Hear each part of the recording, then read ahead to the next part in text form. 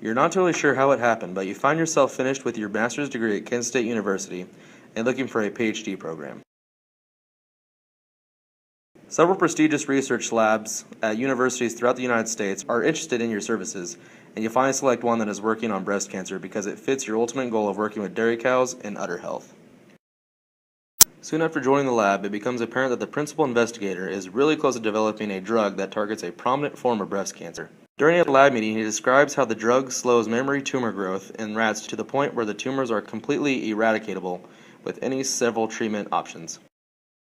However, he needs to produce an antibody that is used in a test that ensures the drug only affects tumor cells and not normal cells before the drug could be submitted for future FDA approval.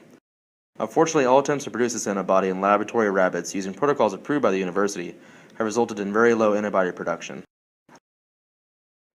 Your boss relates a story how about his major professor once found out that wild rabbits produce a better antibody response than research rabbits. The principal investigator proposes that he buy some crossbreed rabbits from a local 4-H kid and produce the antibodies in his backyard cages. In this case, assume that antibody production is an important part of the research, but not critical for the ultimate effectiveness of the drug. We've evaluated the facts. Our who in this scenario is our scientist and our principal investigator.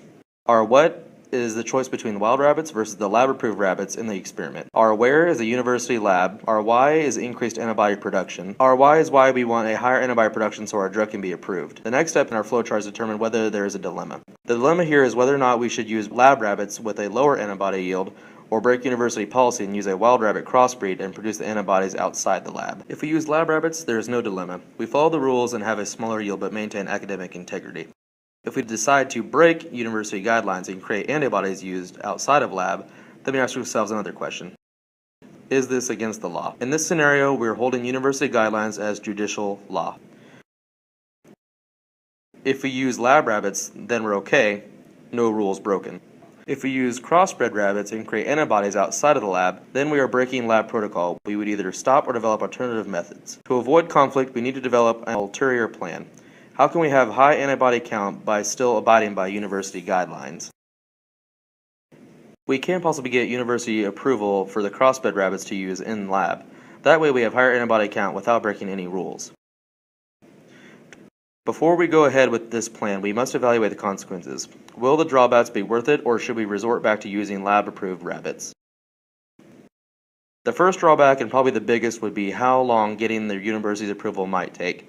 We would have to write a proposal, have a hearing, have a committee deliberate, and then finally hear back with an answer. If it is approved, we still have to account for the setup time and inventory preparation. The second drawback would be possibly contamination that the wild rabbits could bring. Most lab animals are purpose-bred and their genetics are monitored closely. Bringing in a crossbred animal increases variability and would lead to potential problems. Worse off, we could propose the crossbred rabbits for approval. The university deliberates and idea gets denied, causing our experiment to grind to a screeching halt. With these three consequences in mind, we're ready to move on to the next step. We need to decide on a plan of action. We need to carefully weigh the pros and cons of our alternative plan versus the pros and cons of the original plan. The pros of a higher antibody production leading to a faster development of a very useful anti-cancer drug outweighed using lab-approved rabbits with a slower antibody production. For that reason, we decide to try and get our crossbred rabbits approved for the experiment. Carefully weighing the two plans, we decide to try and get university approval to use the lab rabbits in our experiment. Worst case scenario, we get denied. Best case scenario, we get approved. We now look back at the potential drawbacks and reevaluate our consequences. The possibility that our process could be lengthy, the threat contamination, and the possibility of denial needs to be further evaluated. The fact that the process could be lengthy is well worth it, but we have a higher productivity with our research. A problem of contamination is a concern with bringing outside genetics into our experiment. The crossbred rabbits have one very important difference when it comes to their genetic makeup. They possess the ability to produce a higher amount of antibody than our lab rabbits. Because the benefits outweigh the possible disadvantages, we decide to go ahead ahead with our plan. Despite what decision the university comes to, we refuse to break the university rules. We did and published research that was false. We compromised both our integrity and the integrity of the university. Using this flowchart, we determined that even though it would be more beneficial to use crossbred rabbits in our experiment, there is a more ethical way to go about using them. Using the correct protocol, we have a win-win situation.